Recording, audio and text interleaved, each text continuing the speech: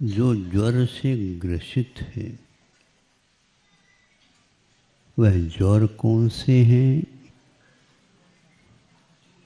यह ज्ञात नहीं, किंतु नापा भी नहीं गया इसलिए ये भी ज्ञात नहीं। वह किस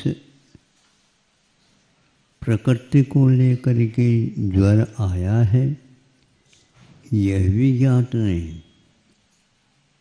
कितने दिनों से आ रहा है उस रोगी को तो ज्ञात नहीं, बेहोश अवस्था हो जाती उसकी। इस प्रकार यह उसको कई दिनों तक चला। परिवार घबरा रहा है, इसका आखिर प्रतिकार क्या है।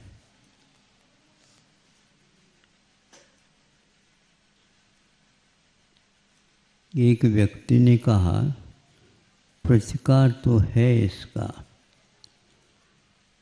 किंतु प्रतिकार के बाद भी कुछ इसकी ऐसी सेवा आदि करनी होगी जो पुनः लौट न जाए। ये पुनः लौटने की बात बहुत गंभीर है। एक बार जीवन मिला, जो कुछ भी दुख मिलता है, कष्ट होता है, होने दो, एक बार ही तो होना है, दोबारा तो नहीं होना।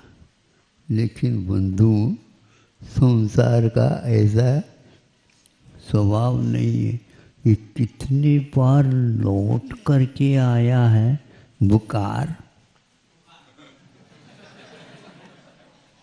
इसलिए उदाहरण दे रहा हूं तो उसी को तो बताना पड़ेगा ना।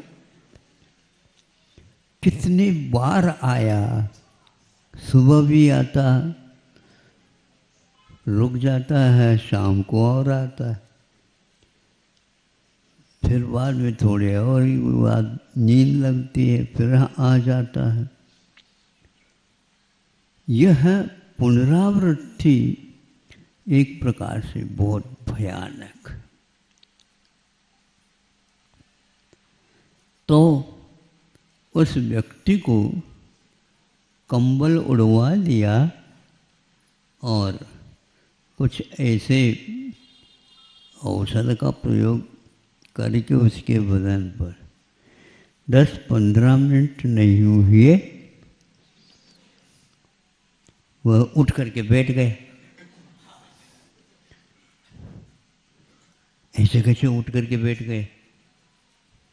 वो ऐसे तो है ही नहीं, बुखार तो है ही नहीं, अब बैठने में क्या बात है। देखा बुखार तो नहीं है, किंतु पसीना काफी मात्रा में आया।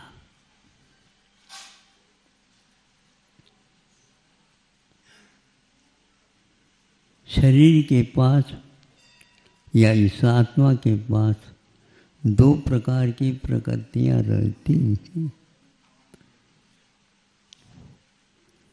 एक पुण्य प्रकृति, एक पाप प्रकृति। प्रत्येक नाम कर्म का उदय यदि चलता है तो वह पुण्य प्रकृति मानी जाती है, जो सब लोगों के पास है। वह यदि नहीं रहती है तो यह पसीना का आना मीना ये सब नहीं बन सकता। ये सारे के सारे पुण्य और पाप आप लोगों के भावों के माध्यम से प्रति समय बनते रहते हैं और प्रति समय पूर्व में बंधे हुए उदय में आते रहते हैं।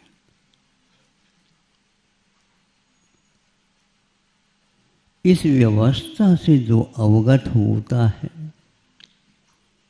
वह सोचता है कि इसमें कौन सा ऐसा रास्ता है जिससे कि हम इन प्रकृतियों से बच सके।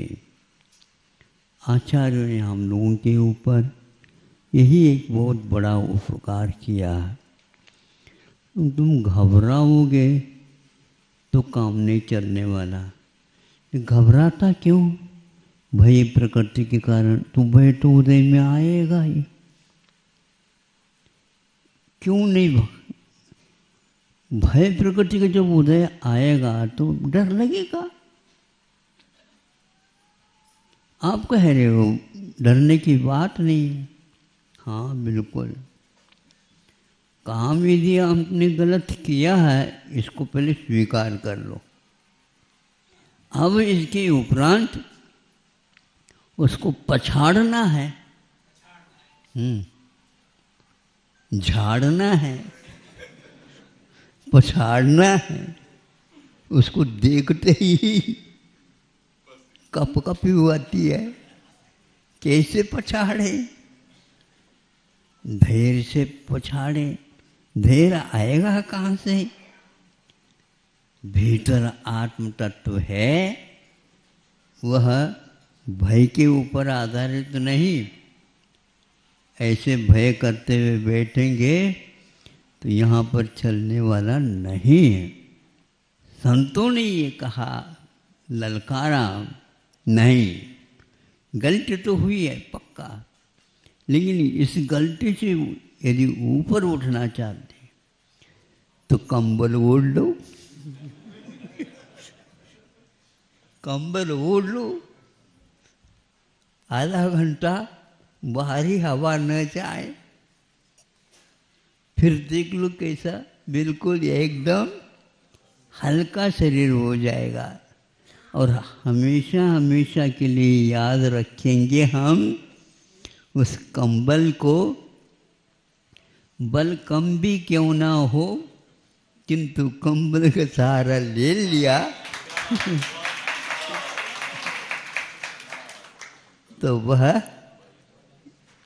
पसीना ला करके रख देगा। आगे याद रखेंगे। और ये जो जनता बैठी है इसके लिए भी कह देंगे घबराने की आवश्यकता नहीं। बस एक आध कंबल रखो, नहीं तो पसीना आ जाए इस प्रकार का कोई उपाय कर लो।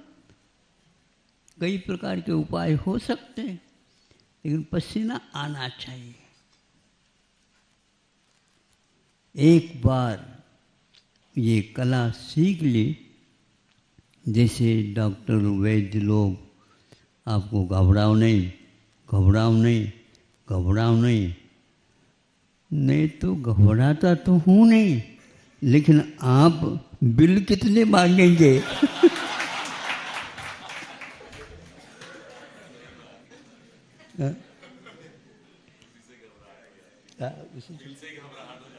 बिल से ही घबराहट हो जाती। इससे बढ़ रहा है बेटे, कोई न कोई रास्ता तो होगा ही। सुनते हैं 2000 के नोट बहुत अच्छे जल्दी मिल जाते।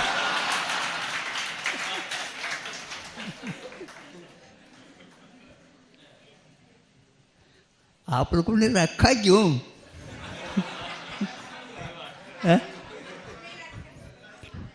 आप लोगों ने रखा है क्यों? इसलिए न महाराज कम स्थान में उसको रखा जा सकता है, इसलिए रखा। अब आप ही देख लो।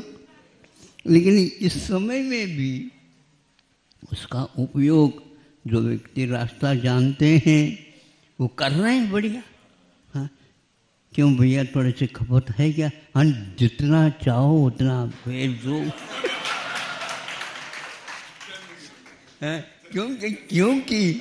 क्योंकि उसमें कितना आय है ये उनको ज्ञात हो गया है।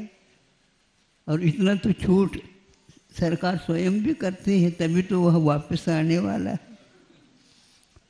तो इस प्रकार जिसको कर्म सिद्धांत का ज्ञान हो गया फिर संयम रूपी कंबल को ओढ़ लेगा।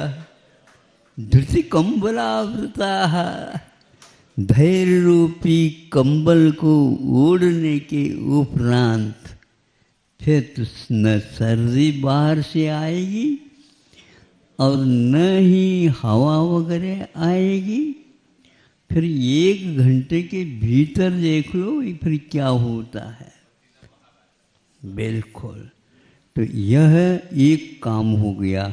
हम उसके साथ साथ आपकी आमदनी बढ़े इसके लिए कहते हैं। आपको तो ज्ञात हो गया, तो ज्ञात होने के उपरांत और किसको बुखार आया है, आता है बार बार, उसको भी आप बुलाओ और कह दो, क्योंकि हम तो बच गए और आप भी बचो और दूसरों को भी बचाओ। हाँ, कहाँ तक भागते रहोगे, वैद्यों को बुलाते बुलाते थक जाओगे, फिर बाद में वो स्वयं ही आ जाएंगे आपकी इस कला को अवगत करने के लिए। परस्परोपग्रहो जीवन। आप लोग धर्म की प्रभावना करने के लिए जहाँ कहीं भी स्थान मिला वहाँ पर इसको तीर्थराम कर दिया। तो देखो, परस्परोपग्रहो जीवानम, इसमें क्या कहा, जीवानाम कहा, क्योंकि वह जैनाचार्य थे, उनको तो ऐसा लिखना चाहिए था, परस्पर उपग्रहो जैनानाम, ऐसा नहीं लिखा। सुन रहे हो? हाँ, जीव मात्र के प्रति करुणा भाव रख कर के जो कष्ट में है उसको भी कष्ट से दूर करने का प्रयास करते हैं, करना चाहिए। आप लोग बहुत दूर से आए हैं और बहुत दूर तक आपको जाना है, वहाँ तक हमारे इस नुस्खा जो है सबके पास भेज देंगे। एक अपने ऊपर ही आपका बहुत बड़ा उपकार हो जाएगा, कुछ फल अपने को भी मिलेगा।